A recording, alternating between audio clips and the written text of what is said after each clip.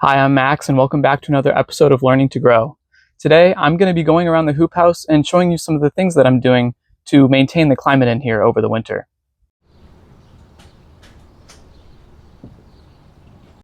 So I initially thought that winter growing just meant holding in as much heat as possible for as long as possible.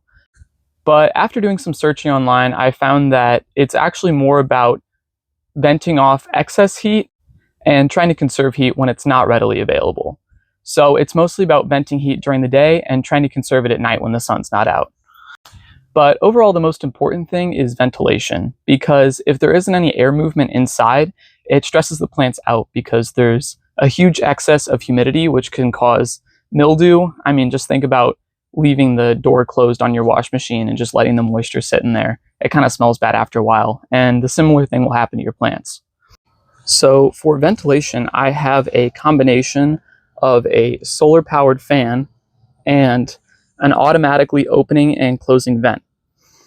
So the thing that's really cool about this vent is it uses something called thermal expansion to open and close automatically without any need for an energy source.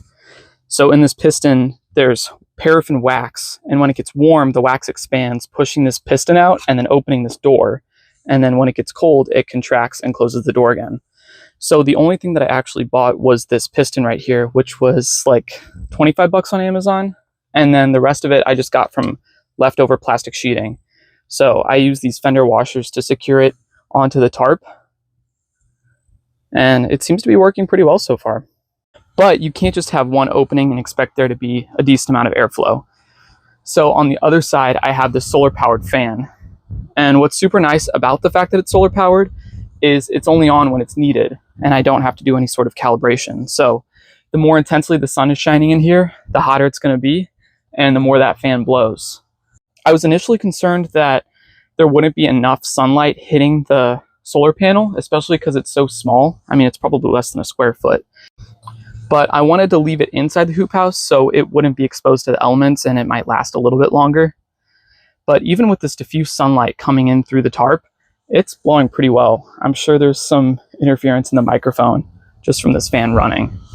And the cool thing is that this opens and closes just based off of when the fan is blowing. So if it's really cold in here, this will just be closed automatically and there won't be any loss due to cold air blowing in. Without the fan blowing, it can easily get up to like 100 degrees in here pretty quickly. So even though it's 60 degrees outside, when I just unplugged the fan to record some audio, the temperature shot up in here like a good 5 to 10 degrees, which is pretty crazy. So now that we've talked about getting rid of heat, let's talk about the converse, which is conserving it. So when the sun goes down at night, the temperature in here can dip to pretty much whatever the temperature is outside within like an hour or so. It can drop pretty quickly. And something I talked about in my first video was using water to hold on to extra heat. So this water essentially acts like a thermal battery. So when it's warm in here during the day, it'll soak up excess energy and then slowly release it at night. And I even put on these black plastic trash bags to just help these water barrels soak up some excess energy. The proper ratio is 3 to 5 gallons per square foot.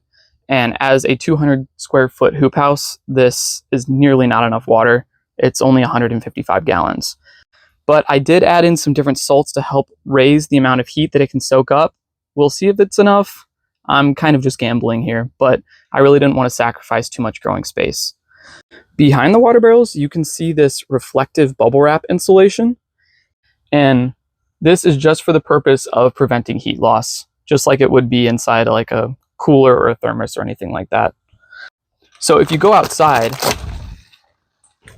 you can see that this north wall is entirely in shadow.